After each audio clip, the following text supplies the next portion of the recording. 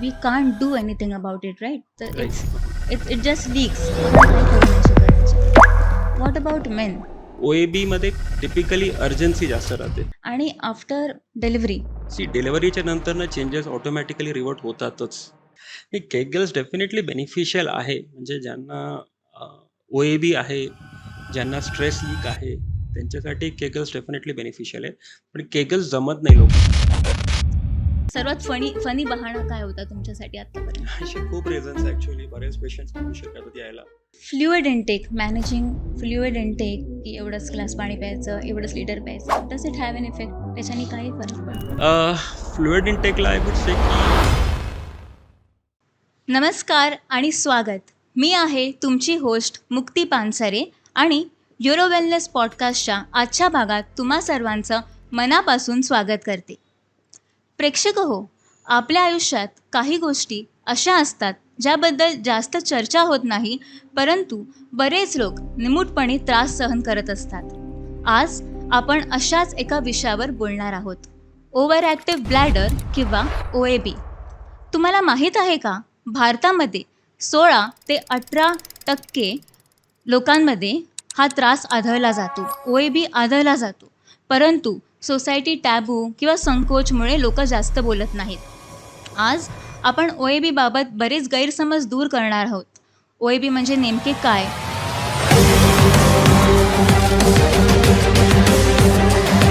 त्याची कारणं काय आणि ते कसं नियंत्रणात ठेवता येईल याबाबत आपण आज चर्चा करू. आणि या विषयावर अधिक माहिती देण्यासाठी आज आपल्यासोबत आहेत जागतिक ख्यातीचे युरोलॉजिस्ट आणि अँड्रोलॉजिस्ट डॉक्टर प्रणव छाजेड. डॉक्टर प्रणव सध्या नेफ्रॉन्स क्लिनिक नाशिक येथे कार्यरत आहेत. डॉक्टर प्रणव, युरो वेलनेस पॉडकास्टच्या आजच्या भागात तुमचं हार्दिक स्वागत. नमस्कार, थँक्यू. डॉक्टर, आता तुमच्या एवढ्या वर्षांच्या प्रॅक्टिसमध्ये तुम्हाला बरेच असे इन्सिडेन्सेस आले असतील की लोक तुमच्याकडे यायला लेट करतात, कारण साहजिकच OAB it's a little embarrassing for people to come ahead and speak about it. तर डिले झाला आहे, पण तुम्हाला असा कुठला बहाणा कोणी दिलाय का, खूप फनी वाटला तुम्हाला? सर्वात फनी बहाणा काय होता तुमच्यासाठी आतापर्यंत? असे खूप रिझन्स ॲक्च्युअली बरेच पेशंट्स खूप उशीर करतात यायला. एम्बॅरेसमेंट तर राहतोच पेशंटला, कारण लघवी सुटल्यावरती कपड्यात जाते. करेक्ट, हे जर सुटलेली लघवी असेल, कपड्यात असेल, तर ऑब्वियसली गोष्ट आहे की कोणाला आवडणार नाही ते. बरोबर आहे. पेशंटपेक्षा मला असे बरेच रिलेटिव्स भेटलेले की ज्यांनी त्यांच्या वृद्ध पेशंटला घरीच तुंबून ठेवलेलं आहे. म्हणजे ओ, माझ्याकडे येणारे बरेच पेशंट लांब गावावरनं येतात. तसे इन्सिडेन्सेस आहेत. फॉर एक्झाम्पल, एक 70 वर्षाचा म्हातारा होता. अच्छा म्हणजे बऱ्याच वर्षांपासून लिकेजचा प्रॉब्लेम होता त्याला. अच्छा, तो घरीच बसून राहायचा, लीक व्हायचं फ्रिक्वेंटली. ओके, पण आता ते चाललं होतं सगळं त्यांचं. अच्छा, पण जेव्हा लघवीचा वास खूप जास्त दमट झाला आणि नातेवाईकांना जेव्हा ते टॉलरेट होणं शक्य झालं नाही, तेव्हाच त्यांनी आणलं पेशंटला. म्हणजे जोपर्यंत त्यांना रिलेटिव्हला ओ, प्रॉब्लेम नाही झाला, तोपर्यंत पेशंट घरीच होतं.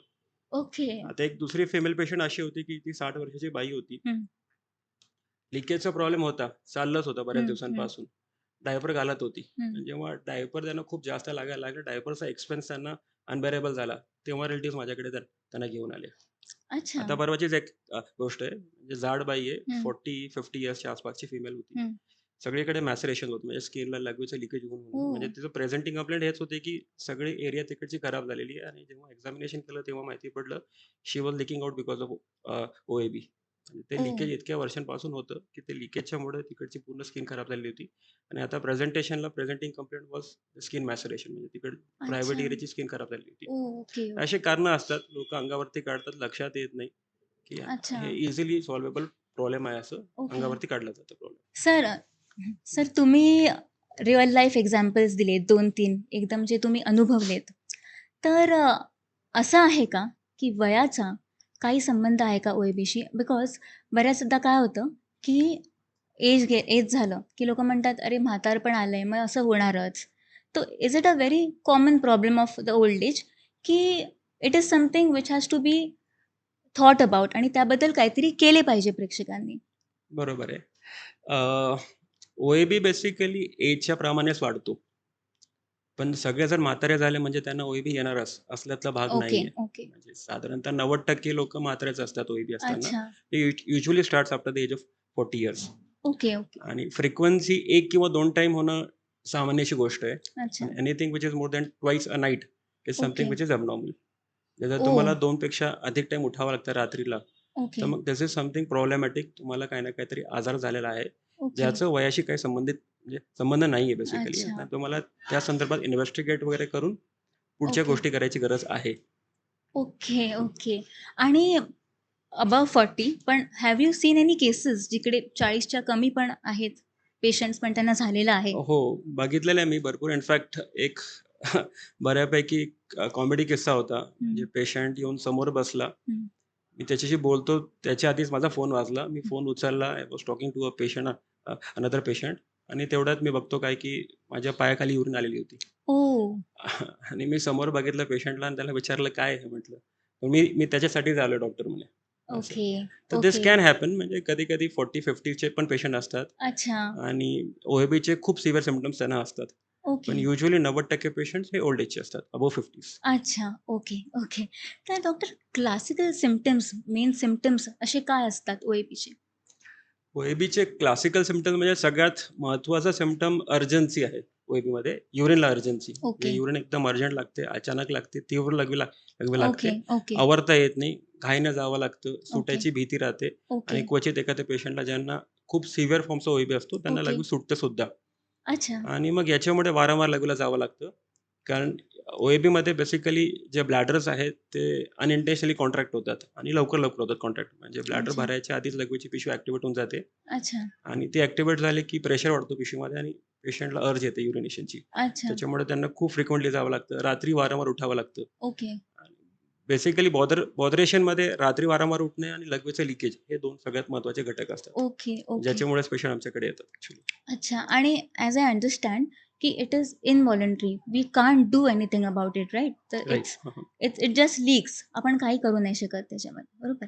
ओके. सर डॉक्टर मला एक सांगा आपलं जे इंडियन फूड आहे, थोडंसं बघायला गेलं तर स्पायसी, ऑइली आपण असं खाण्याची आपली पद्धत आहे किंवा बरोबर चहा, आहे. कॉफी आपण जास्ती घेतो. बरोबर आहे. तर ह्या सगळ्या लाईफस्टाईल फॅक्टर्सचा काही फरक पडतो का ओ-ए-बीवर? बराच फरक पडतो. बेसिकली तुम्ही जे आता बोलले हं, चहा, कॉफी, हं, स्पाइसेस वगैरे हे ब्लॅडर इरिटंट कॅटेगरीमधले पदार्थ आहे. बेसिकली म्हणजे हं. आपल्या जेवणामध्ये काही घटक असतात, की ज्यांना आपण इरिटंट्स म्हणतो. ओके. तर त्यांचं सेवन जर जास्त असेल आणि हं, तुम्हाला तो आजार आहे, हं. तर त्याच्याने ते ॲग्रेव्हेट होईल. म्हणजे per se it cannot incite O A B. म्हणजे इट इज नॉट द अच्छा. Cause of O A B. ओके. पण तुम्हाला जर ओ-ए-बी झालेला आहे अच्छा. ऑलरेडी आणि तुम्ही जर हे सगळे पदार्थ घेताय तुमच्या हां, डायटमध्ये, हां, हां. Definitely it will increase your symptoms. Okay. त्याच्यामध्ये बरेच पदार्थ म्हणजे जे तुम्ही सांगितलेले कॉफी, चहा आणि स्पाइसेस झाले. अच्छा. त्याच्यासोबत सर्टन ॲसिडिक फूड्स आहेत. ओके. लाइक व्हिनेगर आहे, अच्छा. आर्टिफिशियल स्वीटनर्स आहेत, अच्छा. टोमॅटो आहे. तर ओके. हे काही ॲसिडिक पदार्थ. मग प्रिझर्व्हेटिव्हज वगैरे प्रिझर्व्हेटिव्हज, जास्ती मग वापरले. Cold drinks, okay. Caffeinated beverages वगैरे यांच्यामध्ये जे केमिकल्स वगैरे असतात ना, even this can irritate your bladder and अच्छा. This can aggravate the symptoms. Doctor Pranav आपल्या इंडियन कॉन्टेक्स्टमध्ये बोलायचं झालं, तर आपलं जे फूड आहे it is quite spicy, oily खायची आपल्याला सवय आहे किंवा नाशिकमध्येच आपण जर म्हटलं तर खूप तिखट खातो आपण. बरोबर आहे आणि चहा, कॉफी इज व्हेरी कॉमन. कितीही कप चहा, कॉफी आपण घेऊ शकतो दिवसभर. ह्या सगळ्याचा ओ-ए-बीशी काही संबंध आहे का? बेसिकली स्पाइसेस आणि चहा, कॉफी, कॅफीन आणि निकोटीन वगैरे हे इरिटंट्स एका प्रकारचे. हं. आणि तुम्हाला ओ-ए-बी असेल आणि जर तुम्ही याचा इंटेक करताय तर मग this can aggravate your symptoms. Okay. Per se they will not be responsible for the initiation of O A B as such. Okay. But O A B असलेल्या पेशंटला ज्यांना ऑलरेडी ओ-ए-बी झालेलं आहे, हं. त्यांनी जर हे सगळे घटक घेतले, हं, खाल्ले, म्हणजे हं, डाएटमध्ये जर इन्क्लूड केलं तर मग हं. त्यांचा प्रॉब्लेम वाढेलच. बरोबर आहे. काही पदार्थ जे आहे की जे इरिटंट्स आहे हं, आणि काही असे पदार्थ आहे की ज्याच्याने तुमचे सिम्प्टम्स कमी होतात ॲक्च्युअली. हं, दोन्ही हं, कॅटेगरीतले हं, फूड्स आहेत. हं. जर तुम्हाला टाळायचं असेल जे इरिटंट्स म्हणतो आपण त्याला, हां. त्याच्यामध्ये स्पायसी फूड झाले, ओके. कॅफेन. बेसिकली मी कॉफी घडी-घडी पिली हं, तर कॉफीने डायरोसिस होतो. डायरोसिस हं. म्हणजे लघवी खूप जास्त तयार अच्छा. होते. ऑलरेडी तुमची होल्डिंग कॅपॅसिटी कमी आहे. त्यात जर ओके, लघवी खूप जास्त बनली, ओके, तर तुमची फ्रिक्वेन्सी खूप वाढेल. अर्जन्सी लीकेज वगैरे हे सगळे सिम्प्टम्स तुमचे वाढणारच आहेत. ओके, ह्याच्यासोबत मग काही केमिकलवाले पदार्थ जसे की आपण सॉफ्ट ड्रिंक्स वगैरे म्हणतो त्याच्यामध्ये ओके, बरेच केमिकल्स असतात. इन्सेक्टिसाइड, पेस्टिसाइड जे आपण आजकाल घेतो even okay, those are irritants. Okay. ठीक आहे. आणि त्याच्यासोबत आर्टिफिशियल स्वीटनर्स झाले, हं. सर्टन सर्टन ॲसिडिक फूड्स जसे ओके, की टोमॅटो झाले, व्हिनेगर आहे. ओके, ते चायनीज फूड्स वगैरे असतात त्याच्यामध्ये पण जे स्वीटनेस वगैरे टाकतात. ओके. तर all this can aggravate your symptoms. Okay. आता जर याच्याच काउंटरला जर आपण म्हणायला गेलो, की काय खायला पाहिजे ज्याच्याने हं, OABचा त्रास कमी होईल, हं. तर बेसिकली तुम्हाला हाय फायबर डाएट इन्क्लूड करायचं आहे. ओके, म्हणजे fibres can go long way. Okay. It can stabilise your bowels also, it can stabilise your bladder also. अच्छा.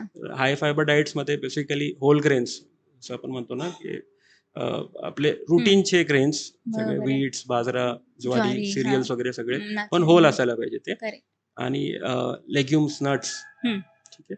मग हाय फायबरमध्ये लिफी व्हेजिटेबल्स येतात, फ्रुट्स आणि फायबरस व्हेजिटेबल्स बेसिकली. ओके, यांचा जर तुम्ही इन्क्लूड केला, समावेश केला, ओके, तर तुम्हाला बऱ्यापैकी फरक पडू शकतो. ओके. आणि घरचे सात्विक जेवण बेसिकली खूप स्पाइसी फूड नाही. अच्छा. थोडंसं कमी मॉडरेशनमध्ये या सगळ्या गोष्टी जर तुम्ही केल्या, तर तुम्हाला बऱ्यापैकी फरक जाणवेल ओके, OABमध्ये. Okay. Thank you doctor. Doctor एक क्वेश्चन मला विचारावसं वाटतो. माझी एक फ्रेंड आहे, थोडी एजमध्ये मोठी माझ्यापेक्षा. She always tells me whenever she has coffee, okay, जेव्हा ती कॉफी घेते, तर her urine smells different. So hmm, I hmm. Don't know whether this has any relation और असं काय आहे का, की कॉफी एवढी इफेक्ट करते का? कॉफीने स्मेल तर नाही चेंज होणार युरिनचा अनलेस इफ शी इज म्हणजे खूपच जास्त घेते. म्हणजे प्रमाणाच्या बाहेर if she is drinking like more than 6-7 cups of coffee a day, okay, then maybe to an extent it can alter the smell of the urine. Okay. बाकी as such coffee is a diuretic agent. कॉफीने खूप जास्त urine होते. म्हणजे अच्छा. समजा तुम्ही 1 cup भर जर कॉफी घेतली, तर तुम्हाला 3 कप युरिन बनणार आहे त्याच्यामध्ये. ओह! तर तुम्हाला इंटरेस्टिंग. जेव्हा ऑलरेडी थोडंसं फ्लुइड रिस्ट्रिक्शन्स आहे बिकॉज ऑफ युअर OAB, तर हां. आय वुड सजेस्ट की कॉफी मॉडरेशनमध्ये घ्या. जर तुम्हाला घ्यायची तर ओके, दिवसाला 1 किंवा 2 कप मॅक्स टू मॅक्स तुम्ही घेऊ शकतात. ओके. त्याच्यापेक्षा जर घेतलं तर मग त्रास होईल तुम्हाला त्याचा. So we can take things in moderation आणि डाएटसाठी जसं तुम्ही म्हणाले, you should include more fibre which is good for your bladder and for your bowel movement also. Yes, yes. Okay. Doctor mostly असं म्हटलं जातं, म्हणजे महिलांना असं वाटतं, की एकदा प्रेग्नन्सी आली आणि चाइल्ड बर्थ झालं. चाइल्ड बर्थनंतर ब्लॅडर वीक होतंच. It is a given. बरोबर. Is hmm, hmm. That's what they think. आणि त्यानंतर त्याच्यामुळे प्रेग्नन्सी, ओके, आणि चाइल्ड बर्थ आणि OABमध्ये काही कनेक्शन आहे का? First. Second, what about men? Prostate इश्यूजला कन्फ्यूज केलं जातं का OAB बरोबर? बरोबर आहे. प्रेग्नन्सीचा आणि चाइल्ड बर्थचा इफेक्ट आहे OBवरती. म्हणजे इनफॅक्ट प्रेग्नन्सी जशी-जशी वाढते, सेकंड आणि थर्ड ट्रायमेस्टरला अ, पोटाचा घरा वाढतो ॲक्चुअली ओके, आणि युटरस मोठा होतो. Okay, uterus is sitting exactly on the top of the bladder. Okay, तर त्याचा थोडा प्रेशर जातो ब्लॅडरवरती. ओके, त्याच्याने ब्लॅडर थोडासा प्रेस होतो ओके, आणि OABचे सिम्प्टम्स वाढतात. ओके. प्लस सेकंड आणि थर्ड ट्रायमेस्टरमध्ये हॉर्मोनल चेंजेस खूप होतात बॉडीमध्ये. Even that can alter the dynamics of the bladder. अच्छा, अच्छा. It can increase the symptoms of OAB okay, with pregnancy as a okay, pregnancy proceed ahead. Okay, आणि child बर्थमध्ये जर normal delivery असेल, तर normal delivery थोडीशी pelvic मसल्ससाठी risky राहते. म्हणजे okay. Pelvic muscles खूप ताणले जातात, ओढले जातात. काहींच्या केसमध्ये टिअर होतो. हं. It definitely weakens the pelvic floor muscle. अच्छा, आणि ते जर वीकनिंग असेल, तर तुमचं युरिनचं होल्ड कमी होतो. अच्छा. त्याच्यामुळे OABचे लक्षणं आफ्टर चाइल्ड बर्थ वाढतात खूप फिमेल्समध्ये. ओह! त्या मानाने caesarean section, C section protective आहे थोडंसं. बिकॉज सी सेक्शनमध्ये पेल्विक मसलवरती तेवढं ताण पडलं जात नाही. अच्छा. आणि पुरुषांमध्ये जसं तुम्ही बोलले, की प्रोस्टेट आणि याच्यामध्ये थोडंसं कन्फ्युजन राहतं पेशंटला. हं. तर दोघांमधले काही सिम्प्टम्स सारखे आहेत. फॉर एक्झाम्पल फ्रिक्वेन्सी म्हणजे वारंवार हां. लघवीला जाणं, रात्री वारंवार उठणं, हे एक कॉमन सिम्प्टम आहे. पण OABमध्ये टिपिकली अर्जन्सी जास्त राहते ओके. आणि प्रोस्टेटच्या पेशंटला अडथळा जास्त राहते. म्हणजे त्यांची लघवीची धार कमी होऊन जाते, लघवी अडकून-अडकून होते, पूर्ण साफ होत नाही, समाधान नसतो लघवीचा. लघवी अच्छा. झाल्यावरती पण असं वाटतं, की लघवी शिल्लकच आहे अजून पोटामध्ये. तसे सिम्प्टम्स OABमध्ये नसतात. पण हॅव्हिंग सेड धिस OAB आणि प्रोस्टेट जवळपास 50% लोकांमध्ये हँड इन हँड असतात. म्हणजे हे दोन्ही अच्छा. कंबाईन्ड असतात. त्याच्यामुळे ओव्हरलॅपिंग सिम्प्टम्स खूप कॉमन आहे. Okay, you need to investigate की पेशंटला फक्त ओके. प्रोस्टेटच आहे का पेशंटला फक्त OAB आहे का या पेशंटला दोघांचे कंबाईन्ड सिम्प्टम्स आहेत. अच्छा. I see. हं. आणि डॉक्टर तुम्ही म्हणाले, की if it's a normal pregnancy तर मग होतंच म्हणून. बरोबर आहे नॉर्मल मोस्टली. प्रेग्नन्सीमध्ये ॲज प्रेग्नन्सी गोज अहेड म्हणजे हां, जसं-जसं प्रेग्नन्सी वाढत जाईल हां. तसे-तसे OABचे लक्षणं वाढतील. अच्छा, म्हणजे काहींना नवीन पण स्टार्ट होतं. अच्छा. ज्यांना OAB ऑलरेडी आधीपासूनच आहे, हां. त्यांचे लक्षणं ॲग्रेव्हेट होतील. त्यांना जास्त मेडिकेशन्स लागतील. आणि ज्यांना नाहीये तशा न्यू फॉर्मेशन्स म्हणजे नवीन OAB स्टार्ट होतात काही-काही ओके, फिमेल्समध्ये okay, usually after second trimester म्हणजे ओके. 4-5 महिन्याच्या नंतर अच्छा, प्रेग्नन्सीच्या नंतर. अच्छा. आणि आफ्टर डिलिव्हरी ऑलरेडी एवढं प्रेशर आलं आहे त्याच्यावरती. तर ते कसं मग how can they reverse it? How can they work upon it? See डिलिव्हरीच्या नंतर चेंजेस ऑटोमॅटिकली रिव्हर्ट होतातच. Okay, usually it takes around 6 to 8 weeks of period. Okay. Changes automatically revert होतात. पण ज्यांची नॉर्मल डिलिव्हरी आहे, ज्यांना ऑलरेडी पेल्विक फ्लोर ट्रॉमा झालेला आहे आणि ज्यांना आधी सिम्पटम्स नव्हते, ज्यांना आता स्टार्ट झाले, those patients will start doing केगल्स exercises. Okay, okay. Okay, and that will help her. Okay, usually ज्यांना स्टार्ट झालेले असतात प्रेग्नन्सीमध्ये किंवा हं. चाइल्डबर्थच्या नंतरनं ओके. वर्षभरात 90% लोकांचे सिम्पटम्स जातात. Doctor, you just mentioned about Kegel exercises. हां, प्रेग्नन्सीनंतर, डिलिव्हरीनंतर त्यांना त्याचा उपयोग होईल understood. But for others also is it beneficial आणि right way to do it किंवा कुठेही व्हिडिओ बघून करतात आजकाल लोकं, तर त्याच्याबद्दल तुमचं काय म्हणणं आहे? नाही, केगल्स डेफिनेटली बेनिफिशियल आहे. म्हणजे ज्यांना ओ-ए-बी आहे, ज्यांना स्ट्रेस लीक आहे, त्यांच्यासाठी केगल्स डेफिनेटली बेनिफिशियल आहे. पण केगल्स जमत नाही लोकांना करायला. म्हणजे the true way to do Kegels त्यांना हं, माहिती नाहीये. हं, नेटवरती बघतात, इकडे-तिकडे बघतात, हं, YouTubeला बघतात हं. आणि बस सुरू होऊन जातात. So that is not going to help them. Okay, केगलसाठी तुम्हाला it's really important to identify the right set of muscles. Okay, त्याच्यामध्ये पेल्विक मसल्स असतात. Pelvic okay, muscle it's like a hammock. म्हणजे ओके. ते झोळीसारखं असतं. अच्छा. मराठीमध्ये म्हणतो ना तसं. हां, हां. तर याच्यामध्ये पूर्ण पेल्विकचा फ्लोर तो मसल्सचा असतो ओके, आणि त्याच्यावरती आपले सगळे पेल्विक ऑर्गन्स पडलेले असतात. ओके, तर ते जर लूज झाले, तर तुमचा युरिनचा कंट्रोल लूज होऊन जातो. Okay, the easiest way to identify this muscle is to stop the urine midstream. म्हणजे लघवी करतानाच मधूनच त्याला स्टॉप करून बघायचं आणि स्टॉप करताना जे मसल्स ॲक्शनमध्ये येत आहे, हं, त्या मसल्सला तुम्हाला आयडेंटिफाय करायचं, ओळखायचं आहे आणि ओके. त्यांचंच तुम्हाला व्यायाम करायचे. थोडक्यात अच्छा, त्यांना स्क्वीज करायचं आणि आतमध्ये ओढायचे ओके, आणि याचे 15 ते 20 चे रिपिटेशन्स करायचे आणि असे 3 सेट्स करायचे सकाळ, दुपार, ओके, संध्याकाळ. ओके, ओके, जर नाही लक्षात आलं, तुम्ही पेशंटला समजवतो की तुम्ही तुमच्या स्वतःचंच फिंगर ओके, लघवीच्या ठिकाणी म्हणजे योनीच्या जागेला आतमध्ये टाका ओके, आणि त्याला स्क्वीज करून बघा. म्हणजे तुम्हाला ओके. माहिती पडेल की बरोबर प्रेशर येतो का येत नाही. जर प्रेशर अच्छा, येतोय, तर तुम्ही बरोबर मसल आयडेंटिफाय केलेला आहे. जर ओह! नाही येतोय, तर तुमचं कुठेतरी चुकतंय याच्यामध्ये असं. अच्छा, आणि याच्याच तुम्हाला रिपिटेशन्स करायचे. It will take some time before Kegels actually provides the efficacy. Okay, साधारणतः त्याचा इफेक्ट यायला 1.5 महिना 2 ते 2 महिन्याच्या पुढचाच पिरियड लागतो. युजुअली 3 to 4 मंथ्सचा पिरियड गेल्याच्या नंतरनं मग पेशंटला त्याचे इफेक्ट जाणवायला लागतात केगल्सचे. Okay, okay. म्हणजे to identify the muscles is very important in yes, Kegels. Yes. आणि हे कोण हेल्प करू शकतं पेशंट्सना? अपार्ट हे फ्रॉम द डॉक्टर्स कोण हेल्प राइट. करू शकतं? याच्यात न्यूरोसर्जन तर आहेतच. हं. फिजिशियन्स पण आहे, गायनेकोलॉजिस्ट, बेसिकली गायनेकोलॉजिस्ट, ओके, कारण ओके. फिमेल्स गायनेकडे जास्त जातात. बरोबर. तर त्यांच्याकडे जाऊन जर तुम्हाला स्वतःला लक्षात नाही येतोय किंवा तुम्हाला कन्फ्युजन आहे पर्टेनिंग टू ओके. केगल्स, तुम्हाला तुमच्या गायनेकला व्हिजिट करायचंय आणि हं. त्यांच्याकडनं समजून घ्यायचंय कसं करायचंय ते. ते ओके. तुम्हाला बसून समजवतील. दे विल अच्छा, डेमॉन्स्ट्रेट अच्छा. कसं करायचं. बेसिकली ओके, तुम्हाला ॲप्सचे मसल म्हणजे पोटाचे मसल्स कॉन्टॅक्ट नाही करायचे. म्हणजे ओके. थाईजचे मसल आणि ग्लूट्सचे मसल, अच्छा, मांड्यांचे आणि कुबेवरचे मसल्स. ओके. पेशंट जास्त करून याचेच मसल्स कॉन्टॅक्ट करतात. तर हां. ते नाही करायचे. That is not a part of Kegels. Okay. केगल्सचा तुम्हाला पेल्विक फ्लोर मसललाच व्यायाम द्यायचा आहे. Thank you doctor. Yes. Doctor, stress this is the buzzword now. कुठेही तुम्ही बघाल, बरोबर आहे. कोणाचा जॉब असेल, बिझनेस असेल, फ्रीलान्सर असेल, काही असेल, हाऊसवाईफ असेल, काही असेल, स्ट्रेस इज एव्हरीवेअर. स्ट्रेसचा काही अँक्झायटी, स्ट्रेसचा काही फरक पडतो का ओ-ए-बीवर? आहे त्याचा फरक. म्हणजे डायरेक्ट तर इफेक्ट नाहीये, पण होतो. म्हणजे ज्यांना ओ-ए-बी आहे, emotional stress can trigger it. म्हणजे stress actually it works through various mechanisms. Hmm. स्ट्रेसच्यामुळे काही हॉर्मोन्स बॉडीमध्ये रिलीज होतात. कॉर्टिसॉल आहे, ॲड्रिनॅलिन हं, हं, नावाचा हॉर्मोन आहे. हं. ते हे जे हॉर्मोन्स आहे, हे तुमचं ओव्हरऑल जे न्यूरल सिस्टम आहे, त्याला ओव्हर स्टिम्युलेट करते. Okay, And that overstimulation can lead to overactivation of bladder muscles, okay. and that can aggravate your OAB symptoms.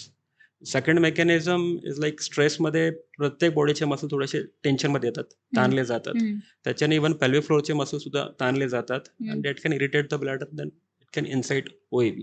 Okay. आणि तिसरं स्ट्रेसमध्ये काही न्यूरोकेमिकल चेंजेस ब्रेनमध्ये पण होतात अच्छा. आणि त्याच्या थ्रू पण जे तुमचे वॉर्डिंग सेंटर्स आहे, म्हणजे जे युरिनेशनचे सेंटर्स आहे ब्रेनमध्ये, जे ब्लॅडरला स्टेबलाइज ठेवतात, हं. हे त्याला मॉडिफाय करतात, त्याच्यावरती इफेक्ट टाकतात. स्टेबिलायझेशन ब्लॅडरचा कमी होतो आणि मग त्याच्याने OABची लक्षणं वाढत जातात. ओके. डेफिनेटली तुम्हाला स्ट्रेसचा इफेक्ट आहे. तुम्हाला स्ट्रेसवरती वर्क करावंच लागेल. हं. If you are having OAB, मग तुम्हाला त्याला मॅनेज करण्यासाठी बरेच टेक्निक्स आहेत की हं. जे तुम्ही करू शकतात. म्हणजे हं. माइंडफुलनेस आहे, मेडिटेशन आहे, रिलॅक्सेशन ओके. टेक्निक्स वगैरे आपण म्हणतो. तर मला असं वाटतंय की हे सगळं करून सुद्धा अँक्झायटी कमी होत नाहीये. हं. You would have to definitely seek a psychiatric opinion on that.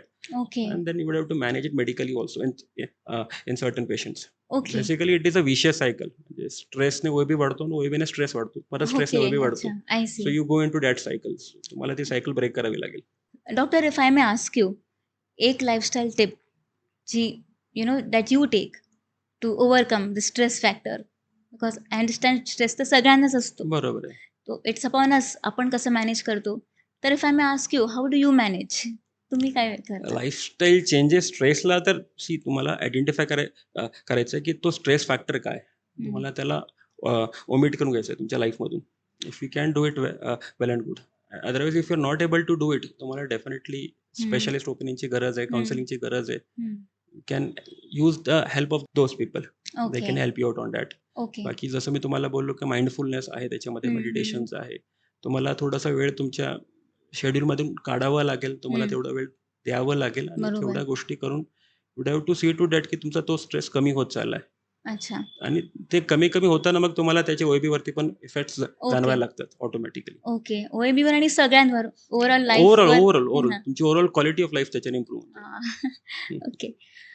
Doctor पुढचा प्रश्न असा आहे, की मोठा प्रश्न आहे हा आणि थोडा हेवी प्रश्न आहे, की सर्वात जास्ती जे थांबवतं लोकांना न्यूरोलॉजिस्टकडे येण्यापासून, ते म्हणजे शरम किंवा लाज, है ना? तर एकतर त्यांना लाज वाटते स्वतःच्या फॅमिली मेंबर्सकडे पण, बिकॉज दे आर जज, no? It's very embarrassing for the Right. Person who is facing it. Everyone जजेस them, including the family members. तर True. अशा वेळी अशा पेशंट्सना किंवा त्यांच्या फॅमिली मेंबर्सला तुम्ही काय सांगाल, काय टिप द्याल, काय संदेश द्याल? बेसिकली त्यांना सांगण्यासाठी एवढंच आहे की हे त्यांच्या हातात नाहीये. ते स्वतःहून करत नाहीये. हे त्यांना समजवणं गरजेचं आहे. करेक्ट. एका प्रकारचा आजार आहे की ज्याला ट्रीटमेंट आहे आणि इझी ट्रीटमेंट आहे. असं नाही की त्यांना खूप काही टेस्ट वगैरे करायची गरज पडेल आणि खूप महाग ट्रीटमेंट जाईल, असं नाही. It can be very easily आणि it can be completely be managed. Okay. म्हणजे इझी आणि कम्प्लीट मॅनेजमेंट आहे त्याला. ओके. तर त्यांना जस्ट यायचं आणि ट्रीटमेंट सीक करायची आहे. ओके. तेवढंच करायचं त्यांना. And then we can okay. Help them. Okay. आणि कम्प्लिटली क्युरेबल कंडिशन आहे. ओके. असं. ओके. तो it is nothing to be worried about, और it is nothing to get scared या अबाउट. बरोबर आहे ना? 101%. ओके.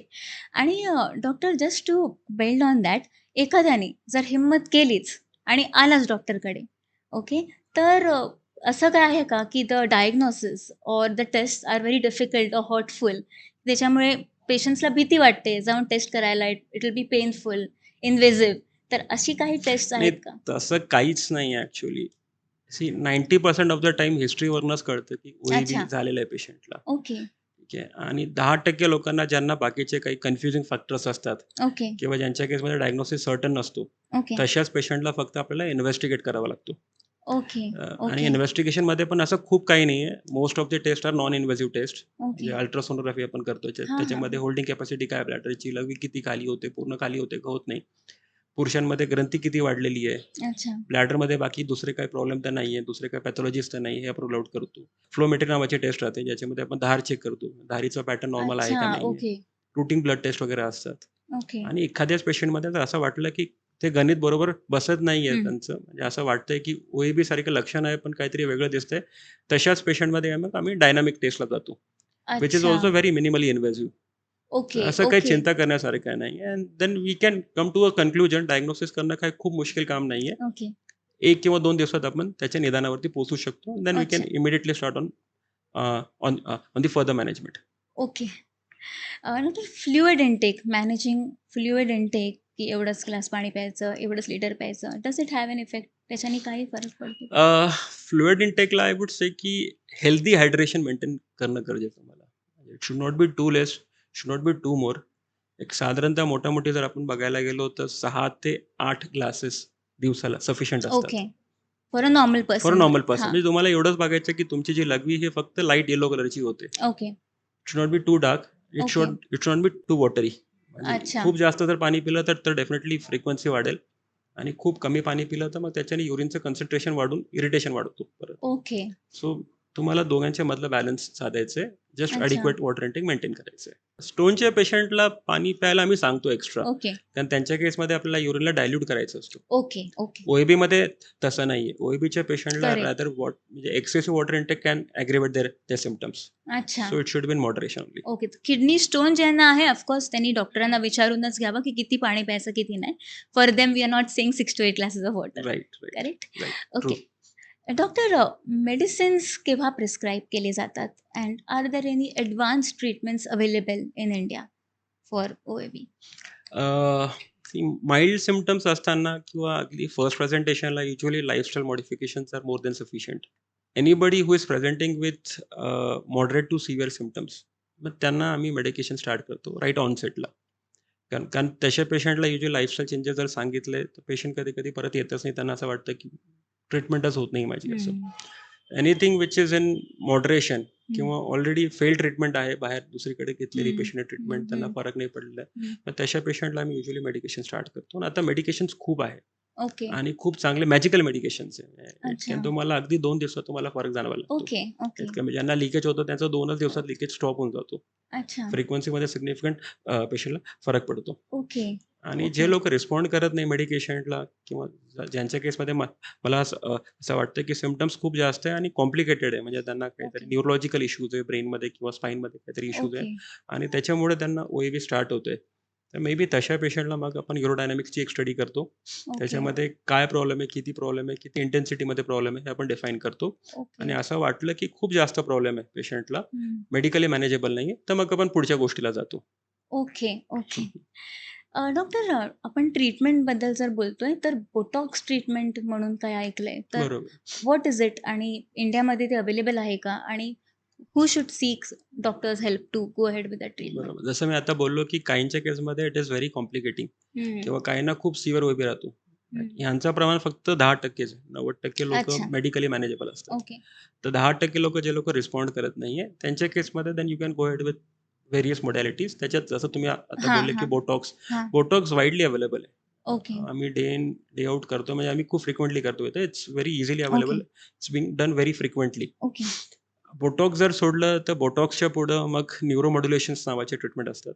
अच्छा. न्यूरोमॉड्युलेशन्समध्ये एक सोपी ट्रीटमेंट आहे PTNS नावाची, which is okay. Posterior tibial nerve stimulation, जी नाशिकला पण होते, मुंबईला पण होते. इनफॅक्ट टायर 2 टायर 3 सिटीजमध्ये ओके, अवेलेबल आहे. ओके. आणि त्या स्टिम्युलेशनच्या थ्रू मग आपण जे आपली ब्लॅडरची नस राहते त्याला आपण ॲक्टिवेट करतो. त्याला अच्छा, रिप्रोग्रामिंग करतो ॲक्च्युअली. अच्छा. आणि ओके, मग ओके, त्याच्याने याचे सिम्पटम्स कमी कमी होत जातात. ओके, आणि त्याच्या पुढच्या ट्रीटमेंटमध्ये मग SNS नावाची ट्रीटमेंट आहे, which is okay. A part of neuromodulation only. ते थोडी कॉस्टली आणि लिमिटेड सेंटरलाच अवेलेबल आहे. ती अच्छा. फक्त मुंबईला किंवा दिल्लीला किंवा चेन्नईला असे 2-4 सिटीज आहेत तिथंच अवेलेबल आहे. ओके, ओके, हं. ओके. आणि जस्ट गोइंग ऑन दॅट आणि काही रिसर्च वगैरे चालू आहे का सध्या आणखीन पुढे ह्या क्षेत्रामध्ये for yes, yes. Managing the research तर सिम्पटम्स? चालूच आहेत ॲक्च्युअली. सी आता जसं मी तुम्हाला बोललो की न्यूरोमॉड्युलेशनमध्ये अगोदर याच्यामध्ये ना पेसमेकर सारखे इम्प्लांट्स आम्ही पाठीमागे बसवायचो, अच्छा, मणक्याच्या पाठीमागे. अच्छा. आणि त्या इम्प्लांटचं काम राहायचं की जी S2 नावाची नस राहते, हं, पिशवीची नस, हं. त्याला ती रिप्रोग्राम करायची. पण अच्छा, त्याचे जे पेसमेकरचे जे इम्प्लांट्स ओके. असायचे अच्छा. त्यांच्या बॅटरीज आहे ना प्रत्येक काही वर्षांनी रिन्यू कराव्या लागायचे. म्हणजे त्याला परत ओह! रिसर्जरी करून त्यांना ओपन करून परत बॅटरी टाकाव्या लागायच्या. आता असे आले की तुम्ही एक्सटर्नली त्यांना रिचार्ज करू शकता. ओके. तर याच्यावरती काम चालू आहे. मग आता एक अच्छा. रेडिओ फ्रिक्वेन्सी न्यूरोमॉड्युलेशन नावाची एक नवीन ट्रीटमेंट आलेली आहे. याच्यामध्ये एक सिंगल सेशनमध्येच रेडिओ फ्रिक्वेन्सी वगैरे देऊन ब्लॅडरच्या नसांना ॲक्टिव्हेट केला जातो. ओके. म्हणजे त्यांना रिवायर केलं जातं, अच्छा. रिप्रोग्राम केलं जातं. आणि आता नवीन काही टेस्ट पण आलेले आहे. काही ब्लड टेस्ट आहे की ज्याच्या थ्रू तुम्ही डायग्नोज करू शकतात की पेशंटला ओएबी ॲक्च्युअली आहे का नाहीये. Okay, okay. So these are newer modalities यांच्यावरती रिसर्च आता ऑनगोइंग आहे. विल शॉर्टली सी अच्छा, द रिझल्ट्स ॲक्च्युअली अच्छा. In coming time. डॉक्टर, एआयमुळे आणखीन ॲडव्हान्समेंट होते का या सगळ्या रिसर्चमध्ये? After the advent of AI काही फरक पडलाय का या सगळ्यामध्ये? तुम्हाला काय फारसं तर वाटतं? काही नाही, अजून तरी नाहीये. अच्छा. May be time will tell us. Okay, okay. आणि एक फक्त क्वेश्चन मला एक विचारायचा वाटतो. फॅमिली हिस्ट्रीचा किंवा is it a hereditary thing? OAB too hereditary an आहे का? एक्सटेंट ओके, म्हणजे 10 ते 20% लोकांना हिस्ट्री असते. ओके. बाकी 80 ते 90% लोक नवीनच असतात. अच्छा. त्याच्यामध्ये लाईफस्टाईल चेंजेसचा खूप मोठा हात ओके, आहे. म्हणजे okay. Obesity is a major cause of oh! OAB. Okay. So अच्छा. तुमचे आय सी. पॅरेंट्स नाही, पण तुम्ही ओबेस आहात, तर तुमच्यामध्ये ते नव्याने स्टार्ट होऊ शकतो. ओके. ओबेसिटी असं. Is the cause for many या diseases it's I a think. Major cost. म्हणजे आताच्या सध्याच्या परिस्थितीमध्ये ओके. ओबेसिटी ही आता एक एपिडेमिक सारखंच आहे. हं. अगोदर तेवढं नव्हतं जेवढे पीपल आता लठ्ठ व्हायला लागले. हो. सो त्याच्यामुळे याचे प्रमाण वाढायला लागले OABचं. ओके. ते आपल्याला कसं कंट्रोल करता येईल डॉक्टर? हां. OABला तुम्हाला लाईफस्टाईल चेंजेसच आहे बेसिकली. ओबेसिटीसाठी आपल्याला काय करायचं? ओबेसिटीला तुम्हाला सुरुवातीपासूनच पावलं उचलावी लागतील. इव्हन तुम्हाला आता सापडतील की 10-10, 11-11, 12-12 वर्षांची मुलंसुद्धा ओबेस व्हायला लागलेली आहे. ओह! तर तुम्हाला त्याच लेव्हलला तुम्हाला इंटरव्ह्यून करावं लागेल. तेव्हापासूनच तुम्हाला लाईफस्टाईल चेंजेस करावे लागतील. आपण मुलांना प्रेमापोटी खूप एक्स्ट्रा हं. खाऊ घालतो. हो, तर हो. तिकडं ब्रेक द्यावं लागेल करेक्ट. आपल्याला आणि सुरुवातीपासूनच आपल्याला व्यायामाचं कल्चर इन्कल्केट करावं लागेल हं. त्यांच्या केसमध्ये. That can go a long way. म्हणजे आता ॲट पुढच्या जनरेशनमध्ये आपण ते टाळू शकतो. ओके. जे आता आहे त्यांना तर ते लाईफस्टाईल चेंजेस आहेत. बेसिकली तुम्हाला डाएट आणि एक्सरसाइजच्या थ्रूच OABला कंट्रोलमध्ये आणावं लागेल. ओबेसिटीला कंट्रोलमध्ये आणून हं. त्याच्या थ्रू तुम्हाला OABला कंट्रोलमध्ये आणता येईल. ओके. डॉक्टर प्रणव, एखाद्या ओ-ए-बी पेशंटला सायकॉलॉजिकल इम्पॅक्ट काय असेल किंवा त्याच्या सोशल लाईफवरती काय इफेक्ट होत असेल? बाहेर आहे कुठे आणि सडनली लीक झालं वगैरे, तर कसं मॅनेज करू शकत असतील ते? आणि त्यांना तुम्ही काय संदेश द्याल नाही, त्याच्याबद्दल? OAB खूप डिस्ट्रेसिंग ॲक्चुअली बिमारी आहे. अच्छा. म्हणजे एम्बॅरसमेंट तर हं. पेशंटला खूपच असते. हं. कारण लीकेज म्हटल्यावरती पेशंटला बाहेर जाणं, फिरणं, हं. इकडं-तिकडं जाणं मुश्किल होऊन जातं. हं. फ्रिक्वेंट युरिनेशनच्यामुळे जास्त प्रॉब्लेम होतात हं. ॲक्चुअली. म्हणजे हं. फ्रिक्वेंट युरिनेशनच्यामुळं पेशंटला ट्रॅव्हल करायचं असेल, तर मग हं. ते लोकं पब्लिक ट्रान्सपोर्ट वगैरे अव्हॉइड करतात. कारण त्यांना येस, बसला येस. म्हणजे बसच्या थ्रू जाणं, बसला थांबवणं शक्य नसतो. हं. हं. They will prefer using their own cars हं. तशा केसेसमध्ये. हं. आणि रात्री वारंवार उठल्याने मग रात्रीची झोप तुमची खराब होते. स्लीप डिप्रायव्हेशन होतो. हं. त्याच्याने दिवसाला दिवसाला हँगओव्हर असतो. हं. आणि मग OABच्यामुळे अँक्झायटी तर वाढते जसं मी हं. तुम्हाला बोललो, की ते स्ट्रेसच्यामुळे होतं आणि येस. त्याच्याने स्ट्रेस वाढतो. तर अँक्झायटी आणि मग eventually it can convert into depression also. Okay, anxiety, okay. Depression, travelling restrictions, then even तुमची सेक्शुअल लाईफ पण त्याच्याने अफेक्ट होते ओके, इव्हेंच्युअली कालांतराने. त्याचे बरेच परकशन्स आणि इम्प्लिकेशन्स आहेत OABचे. ओके, त्याच्यामुळे OAB फक्त लघवीचा आजार नाही, इव्हेंच्युअली काही दिवसांनी it will become a systemic problem after some okay. Time. एखाद्या कपलला असा प्रॉब्लेम असला म्हणजे कपलमध्ये एखादा स्पाउसला असला आणि शी is not feeling or he is not feeling good to talk about it to her or his partner. Okay. त्यांना तुम्ही एकत्र कन्सल्टेशन करता का? And has it help them? Have you face such cases जिकडे तुम्ही केलंय consultation that has help save marriages I should say असं काही हे झालंय का? डेफिनेटली हां. आहे. दोघांना जर सोबत घेऊन बसवलं तर हं. इझी जाणार आहे आपल्याला. हं. बिकॉज सपोज ह्या गोष्टींच्यामुळे मॅरेजमध्ये जर तणाव येतोय, हं. तर तुम्हाला पार्टनरलाही समजावं लागतं, की असा काही आजार नाही की ज्याची ट्रीटमेंट नाही आहे. हं. क्युरेबल आजार आहे हं. आणि इझिली क्युरेबल आहे. हं. तर डेफिनेटली त्याच्यावरती त्यांना त्यांना दोघांना पावलं उचलावे लागतील. हं. तो त्याच्या साईडनं मेडिकेशन्स घेईल, पण तिला तिच्या साईडनं त्याला पुश करत सपोर्ट राहायचंय, करायला लागेल. सपोर्ट येस, करायचंय, येस. अँक्झायटी कमी करायची आहे, करेक्ट. ॲज अ पार्टनर म्हणून सपोर्ट द्यायचा आहे. That can go a long way. Okay. Doctor, in some cases adult diapers वगैरे पण तुम्ही रेकमेंड करता का कधी? म्हणजे जोपर्यंत ट्रीटमेंट चालू आहे. Of course it is not a solution, but it's a temporary solution till the time त्या डिसीज इज ओव्हर. तर असं तुम्ही कधी रेकमेंड करता का कोणाला? किंवा is it safe to use adult it's diapers? Pretty safe to use diapers actually. सुरुवातीला काही दिवस जोपर्यंत मेडिकेशनचा फरक पडत नाहीये, तोपर्यंत डायपर आम्ही रिकमेंड करतोच पेशंटला. Okay, okay. Because ultimately swelling of clothes can cause skin problems, plus embarrassment, foul smell या सगळ्या गोष्टी राहतातच पेशंटला. ओके. इनिशियल पिरियडमध्ये पेशंट रिलक्टंट असतात, पण आम्ही त्यांना पुश करतो, की तुम्ही डायपर थोडे दिवस घाला. Let the medicines and let the treatment work. आणि okay. Eventually once they become dry, they can stop using it. Doctor, आपला पॉडकास्ट संपवण्यापूर्वी एक तुम्हाला शेवटचा प्रश्न विचारते. काय टिप्स, एक लास्ट प्रश्न, काय टिप्स तुम्ही शेअर करू इच्छिता? ज्यांना ओ-ए-बी आहे, अशा लोकांना तुम्ही काय टिप्स शेअर करू इच्छिता? सोप्या भाषेत OAB म्हणजे काय एक्झॅक्टली हे तुम्हाला समजून घ्यायचं आहे. तुम्हाला त्याचे लक्षणं आहे का नाही आहे, हे तुम्ही ओळखा. जर तुम्हाला त्याचे लक्षणं आहे, तर तुम्ही प्रॉपर त्या डॉक्टरांच्याकडे जा, त्यांना सांगा. म्हणजे ते तुम्हाला मदत करू शकतील. आणि ते एकदम सोप्या तरीक्याने इझिली आणि कंप्लीटली मॅनेजेबल गोष्ट आहे. त्याच्यामुळे करेक्ट. त्याचा निदान होऊ शकतो इझिली आणि ते इझिली मॅनेज पण होऊ शकतो. तुम्ही ओके. त्याच्यातनं बाहेर पडू शकतात. लाईफस्टाईल चेंजेसमध्ये जसं मी तुम्हाला बोललो, की डायटरी प्रिकॉशन्स आहेत तेवढं तुम्ही स्टार्ट करा. कॉन्स्टिपेशन मॅनेज करा. थोडं ॲक्टिव्ह व्हा. एक्सरसाइज करा आणि ओबेसिटी टाळा. Okay. Thank you very thank much you. Doctor. वेळात वेळ काढून आज तुम्ही आमच्यात सहभागी झालात त्याबद्दल तुमचे मनापासून आभार. थँक डॉक्टर, जाण्याआधी एक OABशी रिलेटेड नाही असा प्रश्न विचारण्यासाठी तुमचं मी परमिशन घेते. अँटी एजिंग सिक्रेट सांगा तुमचं प्लीज डॉक्टर आम्हाला. ते काही नाही, फक्त डाएट आणि एक्सरसाइज. ओके. डाएटमध्ये फक्त तर मी I am a pure veg actually. ओ. तर सात्विक जेवण, बाहेरचं मी शक्यतो जास्त खात अच्छा. नाही आणि नियमितपणे व्यायाम तेवढंच आहे, बाकी काही नाही. Okay. Thank you very much thank you. Doctor. Thank you. वेळात वेळ काढून आज तुम्ही युरो वेलनेस पॉडकास्टमध्ये आमच्याबरोबर सहभागी झालात त्याबद्दल तुमचा मनापासून आभार. नमस्कार. Thank you. तुम्ही दिलेल्या सल्ल्याचा आमचे प्रेक्षक नक्कीच फायदा घेतील. Thank you very much. Thank you. प्रेक्षक हो, शेवटपर्यंत आमच्याबरोबर जोडलेले राहिलात त्याबद्दल तुमचा मनापासून धन्यवाद. तुम्हाला किंवा तुमच्या कुटुंबातील किंवा ओळखीतील कुणालाही वारंवार लघवीला होणं, लघवी लीक होणं, रात्री सारखं उठावं लागणं अशा समस्या होत असतील तर लक्षात ठेवा, तुम्ही एकटे नाही आहात. यावर बरेच प्रभावी उपाय उपलब्ध आहेत, जसे आपल्याला आता डॉक्टरांनी सांगितलं. ब्लॅडर हेल्थसाठी आणि इतर कोणत्याही युरोलॉजी रिलेटेड प्रॉब्लेमसाठी आणि त्याच्या समस्या जाणून घेण्यासाठी आणि त्याचे सोल्युशनसाठी आणखीन माहिती हवी असल्यास युरो वेलनेस पॉडकास्टशी जोडलेले राहा. आम्ही यूट्यूब, ॲपल पॉडकास्ट, स्पॉटिफाय आणि इंस्टाग्रामवरही उपलब्ध आहोत. धन्यवाद आणि पुन्हा भेटू एका नवीन न्यूरोलॉजिस्ट बरोबर.